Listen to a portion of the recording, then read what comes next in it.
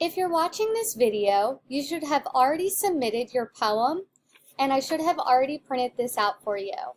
It will be sitting over on the shelf. Once you have that completed, you can continue on watching this video. In your packet, what you want to do is you want to complete 3 separate sketches. Make sure that you use color pencils, and you also include notes. Make sure that all of the sketches are in color.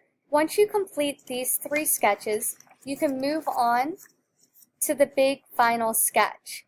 Make sure that this sketch is in color as well.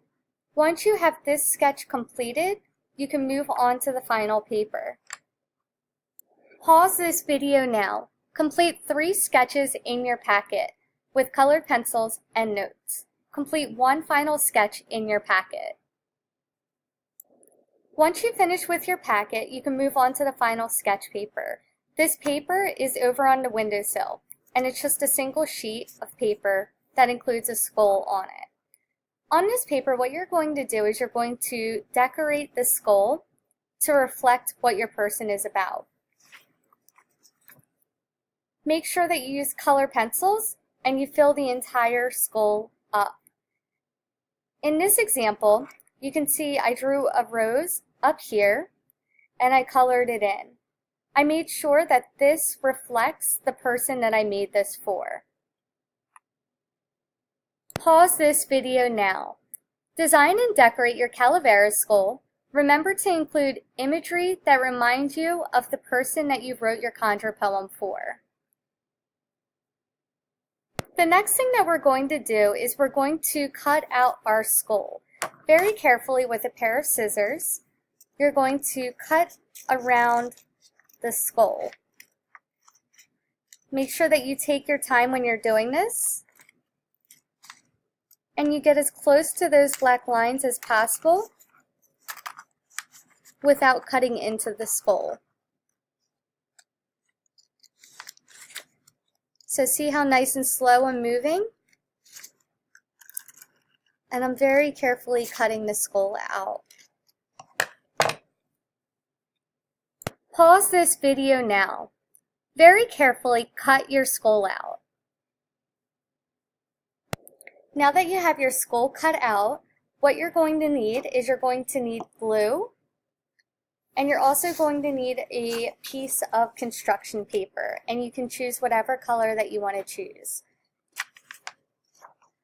And what we're going to do is on the back of the skull, we're going to go around the outline of the skull here, and then we're going to draw an X with the glue. Alright, so I'm going to turn my skull over here, and with the glue, I'm going to go around the outside edge very carefully. Notice how I'm using my hand over here to support, and I'm going to move this around, and then I just run around the outside here. So now I'm going to very carefully draw an X in the center, and then I'm going to take my construction paper, and in the center of this construction paper, I'm going to lay my skull down, and I'm just going to use my other hand to flatten it out.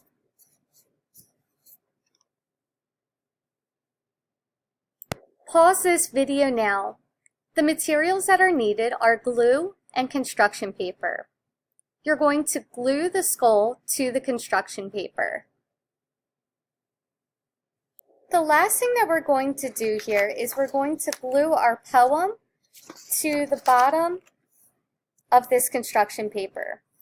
So I'm going to take my poem and I'm going to turn it over to the back.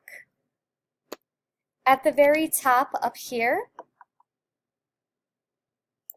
I'm going to take my glue and I'm just going to make a nice line across the top up here.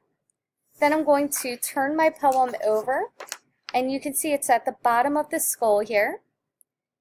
And at the very bottom, about an inch up, I'm going to glue my poem to the bottom of this paper.